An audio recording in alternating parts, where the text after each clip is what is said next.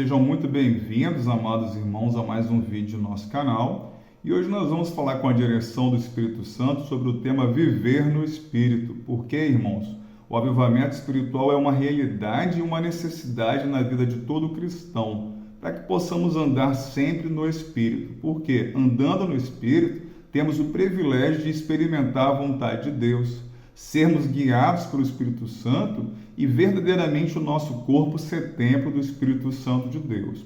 Que nem o apóstolo João escreveu em sua primeira epístola, capítulo 2, versículo 6, dizendo o seguinte: aquele que diz que está nele, também deve andar como ele andou. Glórias a Deus.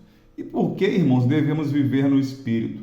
Devemos viver no Espírito para fugir das concupiscências da carne. Ou seja, em termos espirituais, irmãos, o confronto entre a carne e o espírito trata-se da maior luta na vida do crente.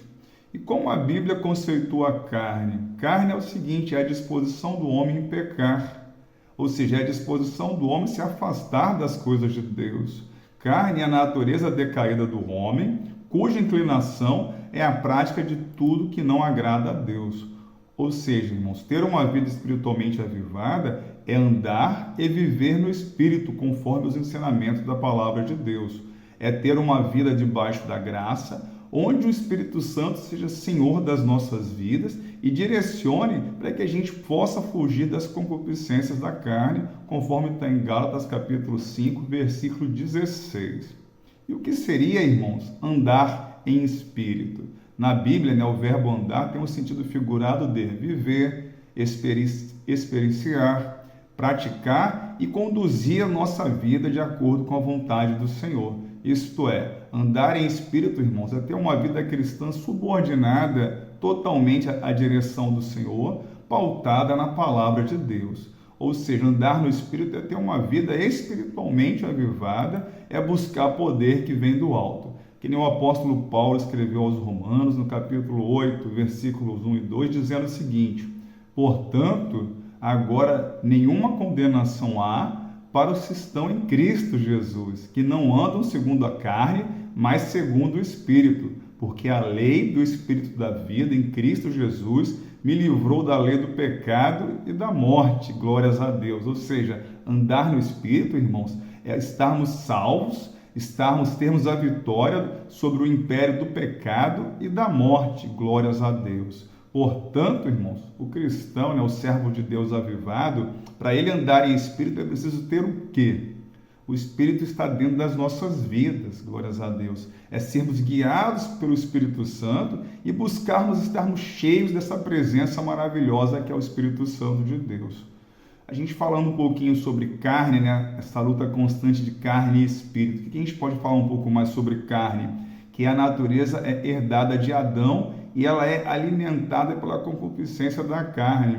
Ou seja, a carne se inclina para as estruturas pecaminosas do diabo, com o objetivo de quê? De afastar as pessoas para longe de Deus. Que nem o apóstolo João também escreveu na sua primeira epístola, capítulo 2, versículo 15 e 16. Não ameis o mundo, nem o que no mundo há. Se alguém ama o mundo, o amor do Pai não está nele. Porque tudo o que há no mundo, a concupiscência da carne, a concupiscência dos olhos e a soberba da vida, não é do Pai, mas do mundo. Ou seja, infelizmente, irmãos, muitas pessoas não querem saber de Deus. E elas são seduzidas e afastadas para longe do Senhor por meio de vários instrumentos, pelas falsas religiões, pela humanidade, pelo humanismo, pelo materialismo, pela vanglória própria. Ou seja, muitas pessoas têm se afastado da presença do Senhor. Mas é o seguinte, o que o apóstolo Paulo escreveu aos Gálatas, no capítulo 5, versículos 19 e 21, ele faz uma lista das obras da carne, a saber, porque as obras da carne são manifestas, as quais são prostituição, que afasta a pessoa do Senhor, impureza, lascívia, idolatria, feitiçarias, inimizades, porfias, emulações, ira, tudo que afasta a pessoa da presença de Deus, pelejas, dissensões, heresias, e continuando aqui no versículo 21, invejas, homicídios, bebedices, glutonarias e coisas semelhantes a estas. O apóstolo Paulo não quis restringir as obras da carne somente ao que a gente leu anteriormente. Tem várias outras coisas. Ele continua dizendo assim, acerca das quais vos declaro, como já antes vos disse, que os que cometem tais coisas não herdarão o reino de Deus. É importante que tenhamos ciência de que quem se alimenta dos pecados de Satanás e pratica, não herdará o reino de Deus. E como que a gente pode vencer as obras da carne ou se afastar, das obras da carne? Podemos, de acordo com a palavra do Senhor, aprendendo a distinguir entre as obras da carne e as obras do Espírito Santo, que nem está em Gálatas 5, 19, 23. Podemos nos afastar da carne deixando o Espírito Santo habitar em nossas vidas, ou seja, o Espírito Santo ser Senhor das nossas vidas. Devemos fugir da carne rendendo e nos sujeitando sob a direção orientadora do Espírito Santo, guiados pelo Senhor. Devemos fugir das obras da carne, o quê? Orando, jejuando, fazendo a leitura e a prática dos ensinamentos preciosos da palavra de Deus. A gente está nessa constante luta entre carne versus espírito. O que a gente pode falar agora sobre o fruto do Espírito? Que nem o apóstolo Paulo escreveu aos Gálatas, capítulo 5, versículo 22, uma lista desse fruto maravilhoso. Mas o fruto do Espírito é amor, gozo, paz, longanimidade, benignidade, bondade, fé, mansidão, temperança, glórias a Deus. Ou seja, nem todos os cristãos, irmãos, são portadores da graça dos dons espirituais, mas todos nós devemos experimentar e testemunhar o fruto do Espírito em nossas vidas. O que a gente pode estar falando um pouquinho sobre esses 9 aspectos do fruto do Espírito, conforme Gálatas 5, 22. O primeiro é o amor, ou caridade, ou seja, o amor não é filantropia, mas esse amor significa o amor ágape, o amor de Deus no coração do homem, graças a Deus. O segundo é gozo, que é a alegria produzida pelo Espírito Santo em nossas vidas. O terceiro aspecto é a paz de Deus que excede todo entendimento.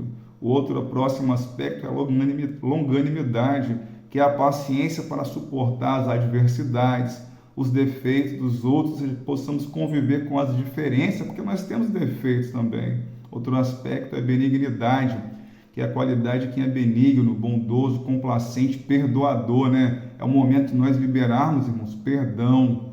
Próximo é bondade, que refere-se a tudo aquilo que é bom. Próximo é fé. Só que não é uma fé natural, não, mas é a fé produzida pelo Espírito Santo no coração dos que creem em Deus. Temos ainda a mansidão, que diz respeito àquele que é manso, brando, gênio afável, sossegado e dócil. E, por fim, a temperança, que quer dizer o que? Autocontrole, domínio próprio, e é o aspecto elevadíssimo do relacionamento com o próximo, com os outros, em situações e fatos diversos da vida cotidiana.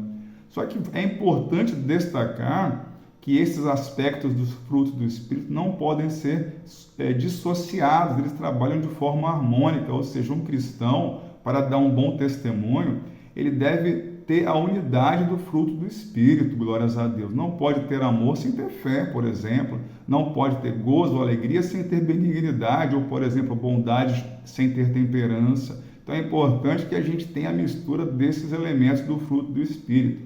Ou seja, o fruto do Espírito, se pudéssemos comparar uma fruta, poderia ser uma laranja, que tem vários gomos, mas é um único fruto, é um só fruto. Vale ainda a gente fazer um destaque de que contra o fruto do Espírito, irmãos, contra o fruto do Espírito, não há lei. Ou seja, a conclusão do apóstolo Paulo sobre o fruto do Espírito é impressionante. Ele afirma de forma incisiva e conclusiva, conforme está em Gálatas capítulo 5, versículos 23 ao 25. Leiamos. Contra essas coisas não há lei, e os que são de Cristo crucificaram a carne com as suas paixões e concupiscências. Se vivermos no Espírito, andemos também no Espírito, glórias a Deus. Que Deus possa nos ajudar, irmãos, a cultivar o fruto do Espírito em nossas vidas, que os dons espirituais sozinhos, eles não têm valor, eles devem ser acompanhados pelo fruto do Espírito em nossas vidas, e que possamos viver na plenitude do Espírito, tendo uma vida verdadeiramente avivada pelo poder que vem do alto. Por isso, irmãos, Deus concede bênçãos em abundâncias sobre os que sobre os cristãos que andam e vivem no Espírito. Glória a Deus. Para finalizarmos, vamos ler aqui Efésios 1, capítulo 1, versículo 3. Bendito o Deus e Pai de nosso Senhor Jesus Cristo, o qual nos abençoou com todas as bênçãos espirituais nos lugares celestiais em Cristo. Glórias a Deus. Que o Espírito Santo possa ser o direcionador desse avivamento maravilhoso que temos buscado nesses tempos trabalhosos. Um forte abraço para os amados irmãos. Nosso canal está à sua disposição para que a gente possa disseminar o grande amor de Deus até os confins da terra. Se a proposta do nosso canal agradou ao amado irmão, inscreva-se, compartilhe, curta este vídeo, dê os seus comentários. E até um próximo vídeo, se assim o Senhor nos permitir. E fiquem todos na paz de Jesus e um forte abraço.